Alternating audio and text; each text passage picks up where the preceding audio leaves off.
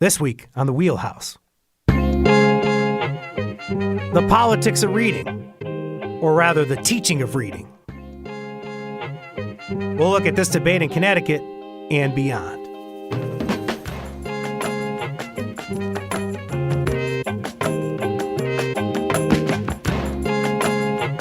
For Connecticut Public, I'm Frankie Graziano. This is The Wheelhouse, the show that connects politics to the people. We got your weekly dose of politics in Connecticut and beyond, right here. And if, like me, you grew up in the 90s, you might remember hearing this on your TV. Learn to read with Hooked on Phonics, the musical reading program. Hooked on Phonics works for me. Call 1-800-ABCDEFG. Is your child getting C's and D's when you know he or she is capable of A's and B's? I wasn't getting good marks in reading. It was painful for me as a parent to see Jessica struggling with reading. Over the years, parents, grandparents, and teachers have reported Hooked on Phonics success stories. With intensive, systematic phonics, these children learned important skills used in reading. The idea behind Hooked on Phonics, and phonics in general, is pretty simple. It's all about the relationship between letters and their corresponding sounds. Like if the word was dog, you'd sound out the word da-og. Pretty straightforward, right? But what if I told you there's actually a lot of debate over how to teach children to read? In fact, there are two main schools of thought, passionate supporters behind each, so passionate that this debate's often called the reading wars. In one corner, you've got your phonics, part of the science of reading approach. And in that corner, you've got something called balanced literacy. And lately it seems like the science of reading might be winning out. Right here in Connecticut, lawmakers passed a bill in 2021 to implement reading curricula based on the science of reading.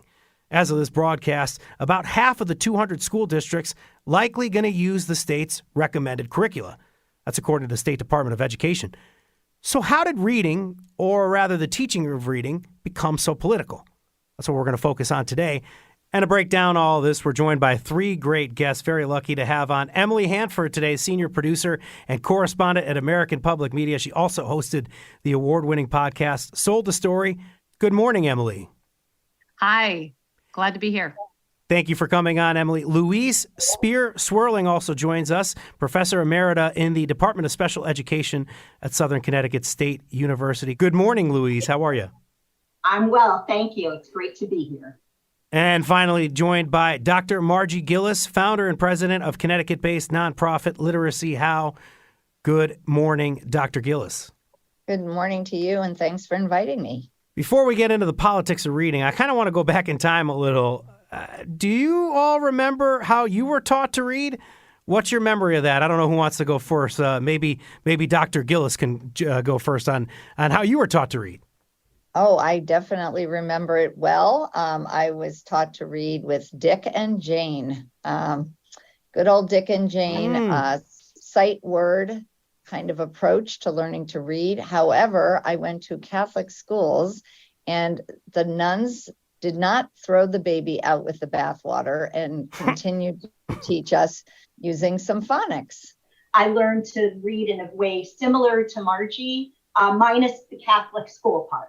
But I did learn with Dick and Jane, and I do remember getting some phonics in school. But I think also I was lucky that part of reading came easily to me. I certainly remember Dick and Jane. I did not get Dick and Jane in school. I don't actually remember very much about learning to read, and I don't remember much about being taught. I think, like Louise, I was one of those kids who learned pretty easily. I don't think I needed much instruction. I think there are enough kids, especially in some schools, who don't need a whole lot of instruction, and a lot of being in a literate environment and being on a caregiver's lap who reads books to them, and a little bit of instruction in school kind of gets them going, and they kind of get going with reading, and they end up really teaching themselves quite a bit about written language and how it works. But the big one of the many big ahas that I had as a reporter is that is not something I had ever thought about. I think because learning to read came easily to me, and it came pretty easily to my two kids, it never really occurred to me to think much about reading instruction. But it turns out that a lot of people, including a lot of very, very smart people, have a hard time learning how to read. And unless someone really teaches them well at that early stage when they first get to school, many of them struggle for a lot of their lives. And it is actually a secret and a source of shame for some people that they carry around with them, that they never really learned how to be a good reader. But good reading instruction at an early age can really help almost everyone learn how to read. We're looking at a little bit of a literacy crisis in the U.S. right now, and Emily kind of hinted at it there. How did we get here, Margie? Honestly, I mean, I think it's complex, and certainly Emily has enlightened many people about the complexity of the issue. So it's not one thing. I think part of it is that balanced literacy, whole language is more appealing. It feels more fun. Immerse children in language, encourage them to be good readers and writers, incentivize them by reading interesting books, and voila, kids are going to learn to read. And we know that's not the case. So I think that's part of it. I also think that we haven't given teachers enough support. Margie, can you help me specifically with childhood literacy? And let's go to Connecticut more specifically and talk about how childhood literacy is in Connecticut. There is a tremendous amount of variability in our state. I would say that. And there are, Connecticut is known for having one of the largest achievement gaps in the country. I think that is still true today. If you look at the NAEP data and you disaggregate it by subgroup, Connecticut is doing pretty poorly compared to our peers like Massachusetts that have at an aggregate level about the same level of performance on the National Assessment of Educational Progress, the nation's report card. But if you look at the subgroups, we're not doing well at all. And so that variability exists. We have two Connecticut's. We have Bridgeport, New Haven, Waterbury, Hartford, and then we have Fairfield County and parts of Hartford County that are more affluent.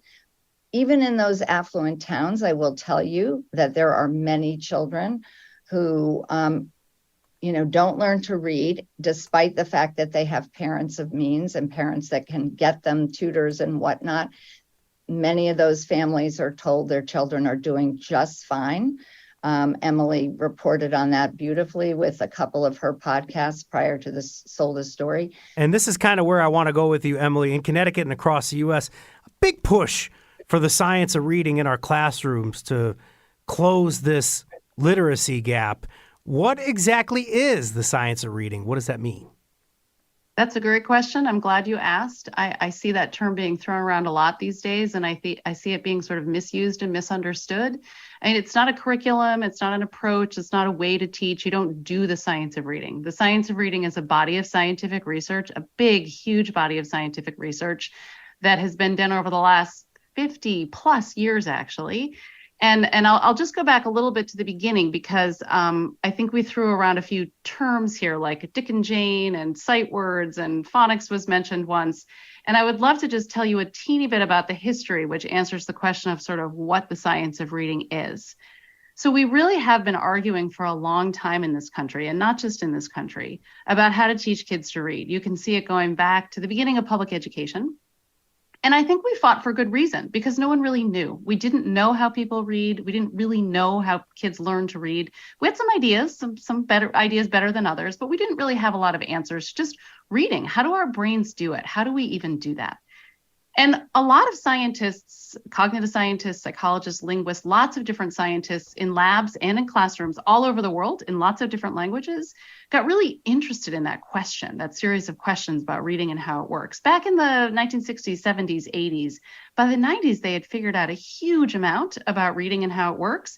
That's the science of reading, this big, huge body of research that answered these questions that had actually sort of vexed us as human beings. How do we read? How do we do that?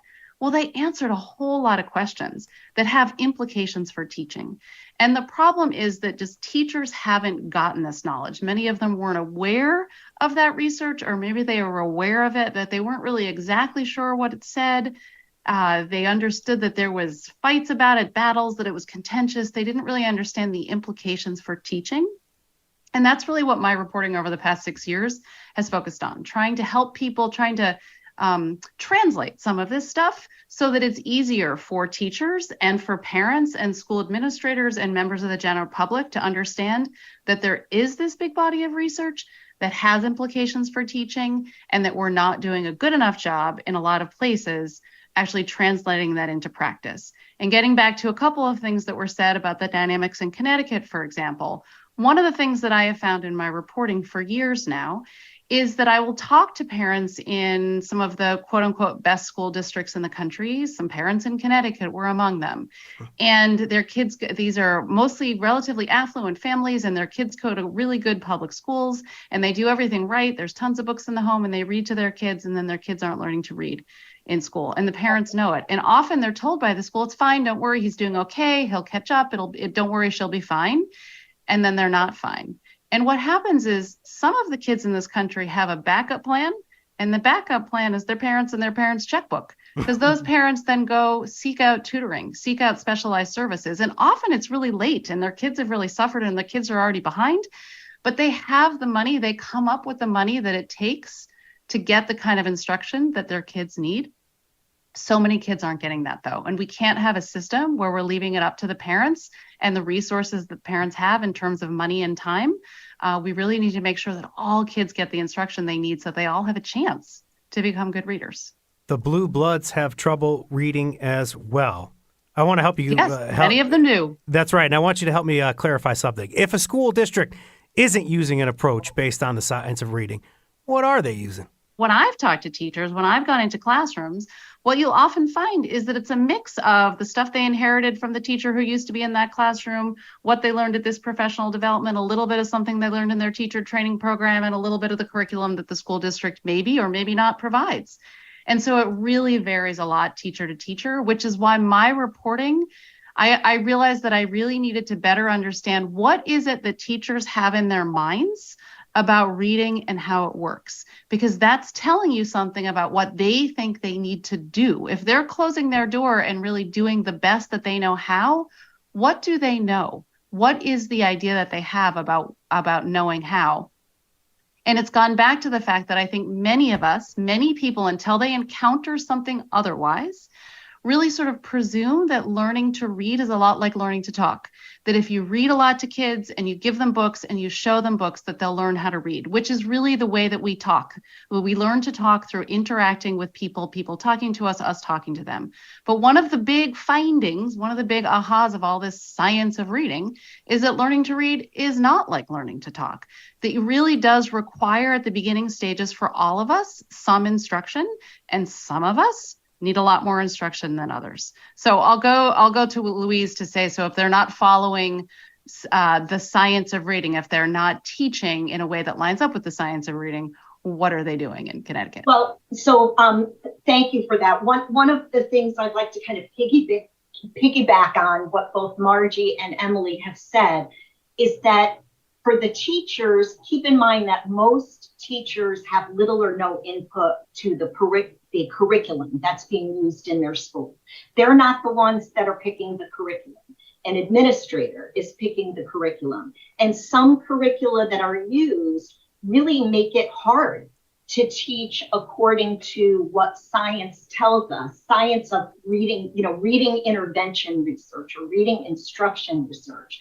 For example, one of the most common findings in all of reading instruction research is that children benefit from explicit teaching. Explicit teaching means the teacher directly explains, models, does examples. Now, children do have to make some inferences, and some children don't have a lot of difficulty making those inferences, as we've talked about. But if the school uses a curriculum that's sort of, say, a workshop model, where every student is reading in a different book or working on a different project, it sounds kind of good, it's very child-centered, but it's very difficult in that kind of curriculum for teachers to do significant amounts of explicit teaching. So I think that, lack of explicit instruction is one of the big issues. And I have known teachers who have told me that they've gone to professional development workshops where they have actually been told explicit teaching is bad. You should, foster inquiry and be a guide, and the children should make their own inferences. And so the teachers are often being, sort of handcuffed by some of the things that are happening in schools that are not under their control. And then the other big piece of it is not having the preparation to teach important reading skills explicitly and systematically. And with regard to basic phonics, learning basic phonics is not, especially for children who are at risk, teaching it and learning it is not highly intuitive. It's not enough for the teacher to be a good reader himself or herself.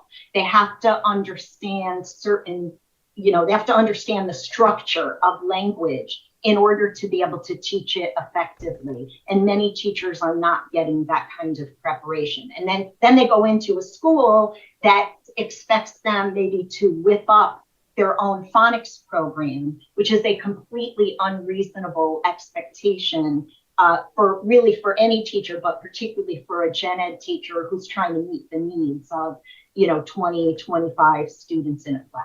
We had heard throughout the beginning portion of the show a little bit about Dick and Jane books. Can only do this briefly if possible, but that other approach, from my understanding, is something called balanced literacy. I know it's evolved a little bit, but Emily Hanford, could you just help me out a little bit with what a Dick and Jane book is and balanced literacy? And if you could do it quickly, I'd appreciate it. Sure. So Dick and Jane is basically this sight word method. And the idea was sort of a theory about reading and how it works, that we basically memorize words, that you associate words with pictures, and that's how kids become readers. That was one idea. Then phonics was this idea that came in, which is a little bit different. Instead of having kids look at pictures and look at whole words, you teach them the little parts. And so there was a big bang out fight about this, and it became between whole language, which is slightly different than whole word, and phonics. And that was really the reading wars of the 1980s and 90s. And we really sort of supposedly settled those wars. A lot of people thought those wars ended in the early 2000s with this thing called balanced literacy, which sounds great. Balance is actually exactly what you want in early reading instruction. The problem is that balanced literacy really is the same sort of theory of whole language, whole word, the idea that kids don't have to be taught how to read the written words. And what happened in balanced literacy is they added a little bit of phonics instruction, sort of a little bit here and there, kind of like salt on a meal is one of the ways that I referred to it in some of the reporting that I did, but really not enough of it in many cases, or not done well. As Louise was talking about, the teachers themselves don't know enough about written language to teach it well. And the really key idea that I explore in Sold a Story is just adding some phonics instruction isn't enough. You have to take away this other idea, which is that kids can be taught these other strategies for learning to read the words. They can be taught these things like, look at the picture, look at the first letter, memorize the word, think of something that makes sense. This is what is happening in balanced literacy. Kids are being taught all these different strategies for figuring out the words. And the problem is that many kids sort of pick up the bad habit of using those other strategies and not doing the thing that actually helps us get those words into our memory, which is looking carefully at the words and sounding them out. And that is the process that helps you as a good reader eventually get thousands and thousands of words into your long-term memory, so that when you're reading, the words aren't an issue. You know the words in an instant, and what's happening is your brain is focusing on the meaning of what you're reading, which is the goal. That's what we're all trying to do when we read, but too many kids aren't being taught well enough how to read the words, and that's getting in their way, and it stays in their way for a lot of their life. Generally speaking here, Margie, how has this been received in our state, the science of reading, especially by school districts and leaders? I'm wondering from their perspective. It really does vary, not only from district to district, but within districts. You have some district leaders who are all about it and really are paying attention to the research and really letting and allowing that research to guide their decisions, which is fantastic. And then you have people who are holding on to balanced literacy and workshop because they truly believe it's the best thing for kids. And when that happens, as you can imagine, there's a lot of confusion, no alignment from within the district, from school to school, even classroom to classroom.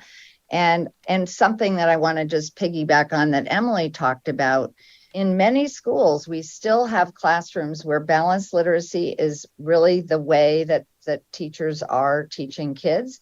But then they might have the phonics patch that Emily called salt on the meal. I also love the phonics patch idea, where they have a program and the kids may go to a different teacher for that program, or could be the same teacher, learning how to sound out the words, practicing decoding and spelling, etc. And then they read their level text where they're guessing words using the 3 cueing strategies. So the children who are most vulnerable are the kids that are easily confused. One teacher's telling that child one thing, another teacher is telling them something different, and they don't know who to believe, and it's just completely confusing, and they throw up their hands. I hear about this all the time, and I see it. I can't do this. I don't understand it. English is not an easy language to learn to read and write for many children, but you add confusion on the part of the teacher, it transfers directly to those children. And that lack of alignment is driving a lot of that, actually. From Connecticut Public Radio, this is The Wheelhouse. I'm Frankie Graziano. More on the politics of reading in just a minute.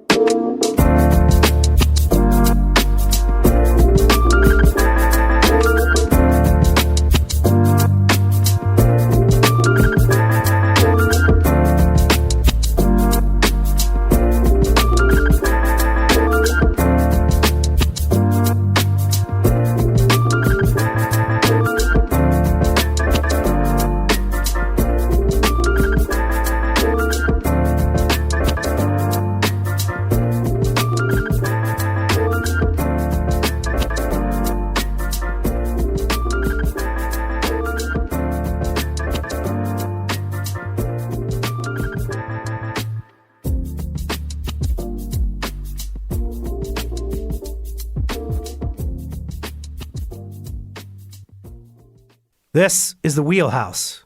From Connecticut Public Radio, I'm Frankie Graziano. All hour, we're talking about the so-called reading wars and the push for the science of reading in Connecticut and beyond. Still with me are Emily Hanford. She's a senior producer and correspondent at American Public Media. She also hosted the award-winning podcast, Sold a Story, How Teaching Kids to Read Went So Wrong.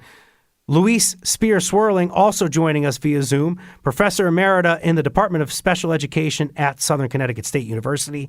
And also joining us on Zoom, Dr. Margie Gillis, founder and president of the Connecticut-based nonprofit Literacy How. Emily, the debate over reading instruction is referred to as the reading wars. How far back does this debate go, and when and why do you think this emerged? I think it emerged because no one knew how people learned to read, and there just wasn't there. We just didn't have answers. And then I think we really have found a lot of answers over the past 50 years. There have been new techniques, new kinds of research, huge studies. Louise talked about this before. These huge intervention studies where they actually, so it's sort of like two different kinds of studies. There's sort of this brain research where we've been able to really glimpse inside people's brain. What does your brain look like before you know how to read or when you're struggling to read? It turns out that when you learn to read, when you become a good reader, your brain actually looks a little different. We are not actually born with brains that were sort of designed to read, because as human beings, we just started reading a few thousand years ago, and we've been talking to each other for a really long time. But this reading and writing thing is relatively new. And it's really new over the past few hundred years that we really need everybody to know how to do it. For a long time, not that many people really needed to know how to read and write. So the brain research has given us a lot of insight, but really these big, huge real world studies where they've tried things in classrooms, they've tried different approaches, they've tried interventions to try to figure out what helps kids. When kids are struggling, what do you need to do to help them learn how to become good readers? And there's just been a huge, hundreds of millions of dollars has been invested in that research over the past 40 years. And really, we shouldn't be arguing about this anymore. Now, the problem here is that there just are a lot of people who have ideas and beliefs that I think they're holding fast to, just because in many cases they haven't known that there's something else. They haven't been aware that there's all this research out there. And what I hear from teachers all the time, pretty much every day, is, I didn't know this. Why didn't I know it? And now I'm starting to learn it. And this is huge. The implications for teaching are huge. As I'm just learning some basic things about reading and how it works, I'm seeing that I haven't been doing enough of X, that over here this hasn't been working. That in fact, when I am teaching kids these cueing strategies to try to figure out the words, I am actually teaching them the habits of struggling readers. This was the really big aha for me, is that all over the country, teachers think they're teaching kids strategies that will be helpful to them. And in fact, they're teaching them to do the very thing that it turns out, when you are a person who was never taught to read and it's really hard for you, you do a lot of things like memorize as many words as you can. Look at the first letter of a word, look at the pictures, try to think of something that makes sense, skip a lot of words. That is exactly what it's like when you're a struggling reader. And those are the strategies that little kids are being taught in school. And getting here, do you think that, just really quickly, I'm hoping to kind of crystallize this. Do you think that urgency around kind of realizing that maybe we were teaching kids, we actually were teaching kids the habits of struggling readers to try to get them to read well, if that makes sense. Do you think that kind of created urgency in this debate? Absolutely. I mean, I think there is a lot of urgency, and you can just look to, there's been a lot of legislation that's been passed over the past few years. There really has been a movement that I think was really started by parents of kids of struggling readers who, like I said before, were doing sort of all the quote unquote right things and their kids still couldn't read. So we've really had a movement that's been motivated by parents over the last 10 years. And that movement has been built upon the fact that there is this research and that we know all this about reading and how it works. And that I think journalism, mine and others, there are now a lot of journalists who are getting interested in this topic. I think the more and more people know about this, understand that this is a real problem, I think there really is a lot of urgency. And since this Oldest Story podcast came out in October, there's been sort of a new wave of legislation. At least 20 states have come up with some kind of new effort to try to change and improve reading instruction in their states. I don't know if all of these efforts are good. Like, it would be better if we could change this without having to pass laws. But laws are being passed because I think a lot of legislators are getting the message, like, there's really a problem and it needs attention from above. And so there are really some big policy efforts, but there are lots of ways that policy can have unintended consequences and that policy gets resisted. And at the end of the day, as I think we've already heard in this interview, it's about what the teacher does in his or her classroom all day. And laws and policies only go so far. We're talking about the laws of the land here, Margie, rather than the teaching of reading. How did reading become so political? Well, the wars, as Emily said, have been around for a long time. So it has been a political debate on some level. And I think in one of your podcasts, Emily, you talked about that.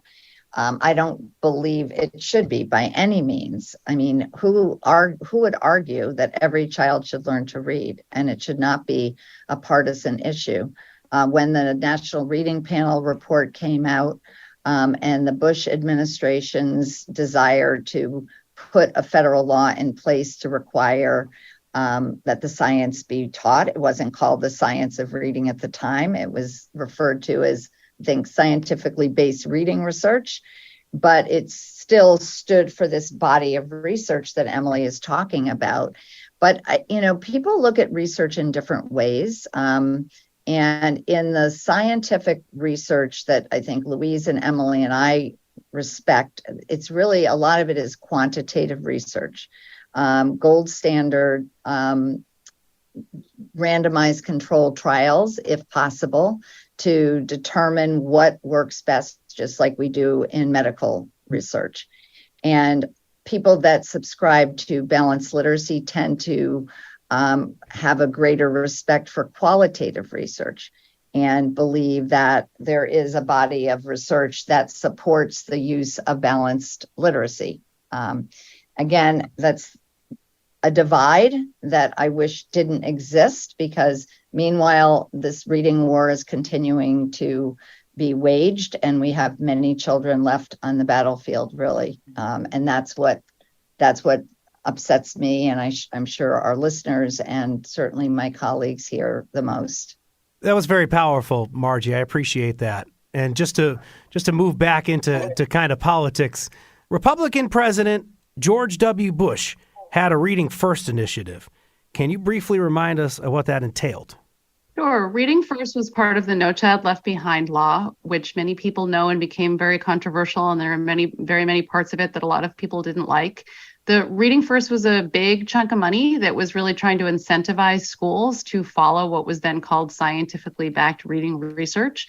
And there was really a big effort around it in the early 2000s. And there was a variety of results. There were some places that had some really big success with it, and other places not so much. There was some research about it. There are some questions about the research and how it was done. So it was all very big and complicated, like any multi-billion-dollar effort from the federal government can be. And it got very politicized, and there was a decent amount of pushback, as I think there always is. And I think in many places, and we could be replicating this problem right now. It's very important to learn from what happened during Reading First. I think in many places, teachers were just sort of handed a new textbook or handed a new curriculum and told, now you're doing this. And they didn't understand why, and they didn't understand how to do it. It's really, really important that this time we really get it right consistently and more deeply. And I think that's the work that people like Margie and Louise are doing. And there are a lot of people doing that in many states to really help teachers understand the why and the how of why they need to change some things about how they teach reading. So the Reading First initiative really basically had fallen apart. So it lasted about, depending on who you're counting, 5 to 7 years or so. And I think it really paved the way for balanced literacy. It really brought in this idea, like a lot of people were willing to say like, okay, no, phonics is okay. We're okay with some phonics instruction. We can bring in a little bit of phonics instruction. And they started adding that in and sort of thinking, oh, well, we're doing everything that the research says. But what they didn't get rid of is this idea that's at the core of balanced literacy and that was at the core of whole language, which is people don't need to sound out the words. That's not necessary. You also have all these other ways you can figure out the words. And that really is a problem, because to get to the science, just to get nerdy for 1 second, the way you get all those words into your brain so that you don't have to deal with them and think about them, it's like a reflex, your ability to read the words, is by carefully sounding them out and connecting the pronunciation of word with its spelling and its meaning. And when those three things get like glued together in your mind, you've got that word. So a lot of the words that you can read, Frankie, and that our listeners can read really quickly and easily, you can read them because maybe when you were 6 years old, you laboriously sounded out that word letter by letter and finally figured out, oh yeah, like there's an example of a kid in Sold a Story who's doing smiling, smiling.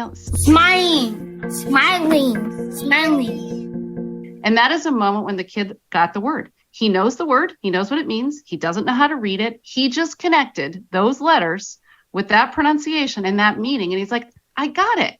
And what the research tells us is that kid needs to see that word a few more times and he's got it. And forever now, that word smiling, you can't take that away from him. Unless he gets like a brain injury, he will forever know that word in an instant. And we need to make sure that kids are getting the kind of instruction that enables that early on. Delightful. And I believe we actually heard smiling phonetically said multiple times in Sold a Story. I believe the kids at Booker Elementary on a tough day in American history on September 11th, 2001, they also sound out the word smiling in a similar I love form. that you caught that, because that was such a beautiful little mirror there that we were able to put into the podcast. Well, if you do a good podcast and you have me listen to it, I think I could remember those details pretty well. So thank you so much for that, Emily. Just want to feature some commentary for you, Emily, from former advisor to President Bush, Karl Rove. And what we know from research is phonics works. Not some fancy program of psychological babble. Has either of the main approaches to reading been associated historically with the left or right? Phonics, was it a Republican talking point at the time? Yes, and I think that's part of what's happened. I mean, I think these things, for a long time, there are long roots of the idea of phonics as sort of basics, back to basics, traditional, direct instruction, kids sitting in rows. That was sort of one image. And then the more whole language balanced literacy was more learning by doing, kids discovering, kids figuring things out for themselves, right? And it really is ultimately good education is some combination of those. What we're talking about is like, how does a little kid get to being a good reader? What are the steps that it takes to get there? And that's where I think a lot of the reading instruction has sort of gone awry. But it's really important here to note that this is not just about phonics, because what we've said a couple of times is adding some phonics doesn't solve this problem. Number one, because you've got to take away this other idea. But number two, because phonics is not all that you need to do. I said that the way you get a word into your mind is by connecting the pronunciation, the spelling, and the meaning. You got to have all those things. If you are a kid who does not know the meaning of a lot of words, who does not have a lot of language knowledge, learning to read is actually going to be difficult to you. And a very big responsibility of school is to increase kids' vocabulary and their knowledge so that when they know how to decode those words and read those words, they know what they mean, because those words will not get into their brain if they don't know the meaning of them. So there are a lot of pieces to this. It's really wrong for people to take away this idea that this whole conversation about the science of reading is just about phonics instruction. It is not. From Connecticut Public Radio, this is The Wheelhouse. I'm Frankie Graziano. More on the politics of reading in just a minute.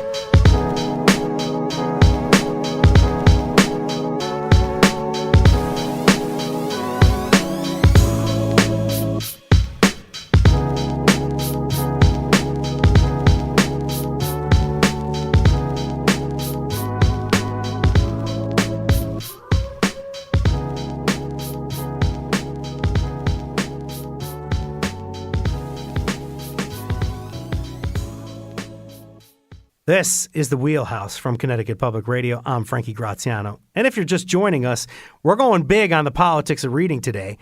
As our guests have been explaining to you, there's long been sometimes intense debate over how to teach kids to read.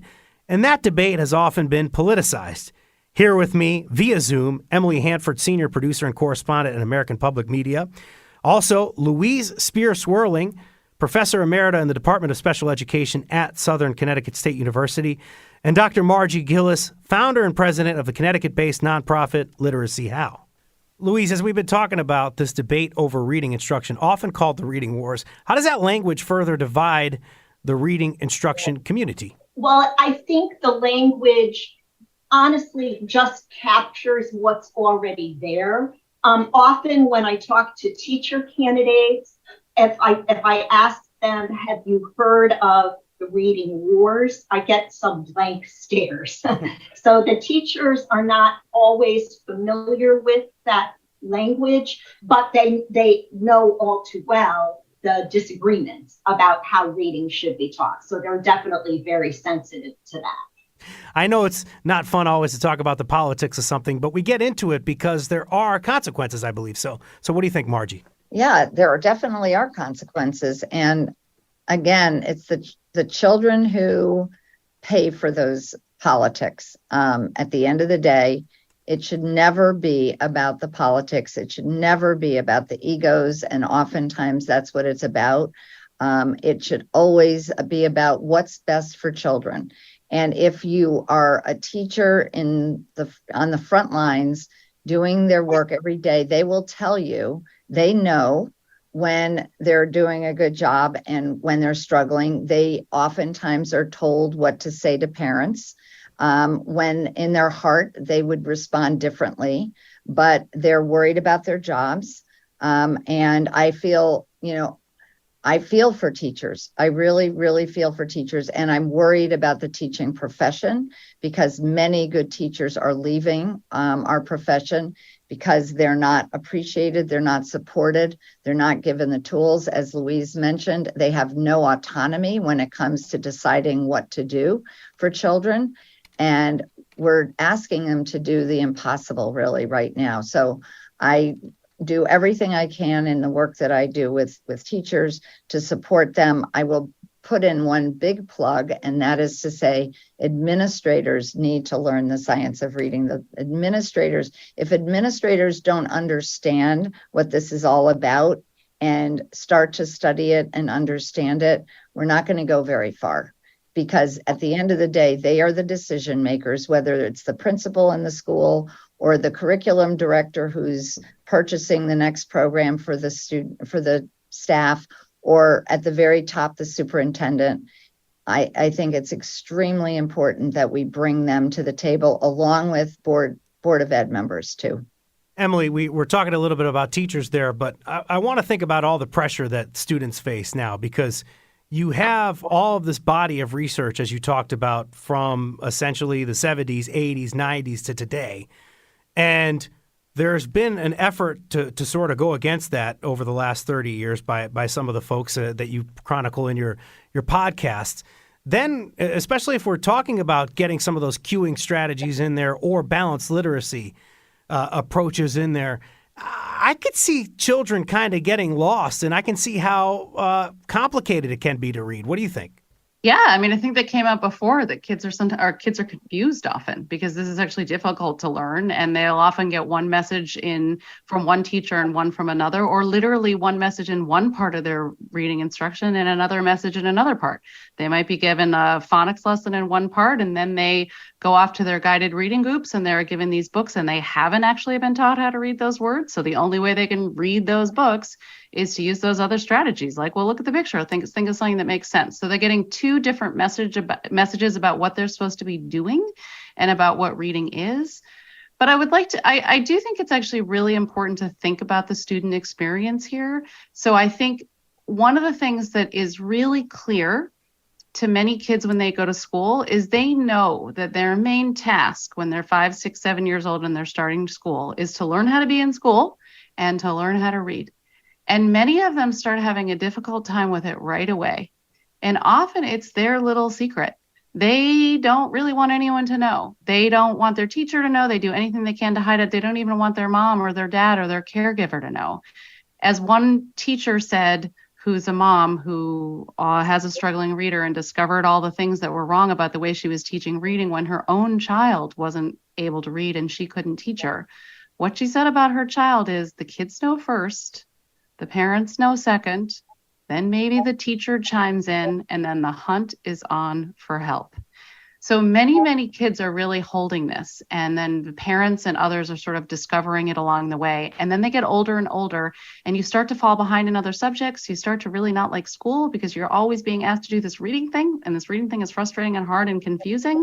And this turns into a kid who's in upper elementary and middle school and is becoming disengaged, perhaps having behavior problems because they're trying to distract attention away from the fact that they can't read. They might come sort of depressed, inward, shy, the quiet one. You know, in a lot of classes, it's that little quiet one who's really struggling, and maybe that loud one who is getting all the attention to himself or herself, or try and get kicked out of class when it's time to do reading. When it's time to do reading, read out loud.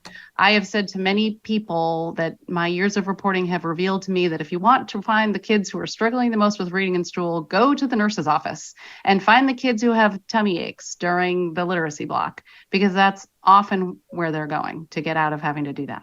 I appreciate that image you just painted in my head of the child facing a lot of pressure to tell somebody at some point, hey, I'm not getting this. And I also appreciated it while I listened to the podcast. You shared several anecdotes where it comes out that the child eventually goes to mom or dad and says, hey, I can't do this. I can't read right now. So I really do appreciate that. Moving a little away from the students here and talking about the teachers. Margie, what advice do you have for the teachers out there? And first, give me some advice for teachers. And then secondarily, could you give me some advice for parents, Margie? For teachers, I would say You have to be willing to advocate for yourself with your administrators and ask for the support that you need, because if you don't, they're not going to give it to you necessarily. It's hard to find that time in the day, but if you and your colleagues, and do find the people that have the same feelings that you do, and really want good professional development and want to do the right thing by children. I think, there's power in numbers. So go to your administrator at the district level too, and ask for what you need, and let them know that that's very, very important to you. For parents, I would say trust your gut. Parents know when something is wrong with their child. And if you believe there's a problem and you talk to the school, and the school says, no, everything is fine, but you still have that gut feeling that something is wrong, then pursue it. Don't let it go, because parents will be told it's okay. And then they feel good, like, oh, I guess I was just feeling something that wasn't there. And you waited precious time. You don't want to wait a minute, because every minute counts in this. If you don't learn to read in first grade, you have a very low chance of catching up, right? You can learn to read, but the curriculum continues in second and third and fourth, and you're not taught to read in fourth grade. You're taught to read in kindergarten and first grade. If you miss that opportunity, you've missed something very important. Again, it can happen. It's just harder. So trust your gut, parents. We're going to close the show with Louise. I want to know, where do you see this going? Where do you see the debate over reading instruction heading in the future, Louise? Well, I think it's very encouraging that there's so much interest in the topic, so much public interest. I think Emily's work is a huge, impetus behind that, because she took these concepts like multiple cueing systems and explain them in a way that is understandable to a general audience, and kind of made clearer to a general audience, including teachers, why it's problematic to teach that way. And that part of it is very encouraging to me. You asked before about, I think it was to Margie, about her advice to teachers. And I certainly agree with everything she said. Another thing I would add on to that is there are some great resources now available to teachers. I think when Margie and I both started our careers, there was not nearly so much available that was written for practitioners translating the science into practical applications. So, for example, the Institute for Education Sciences practice guides. Teachers can just Google IES practice guides. Those are great resources that distill the research on how to teach different areas, including reading. There's some great, books by people that are really well known, like Louise Motes, and many, many people that can serve as great resources for teachers. And there are online communities that teachers can connect with people that are like-minded. So I would encourage people to also, kind of pursue that in their own professional development.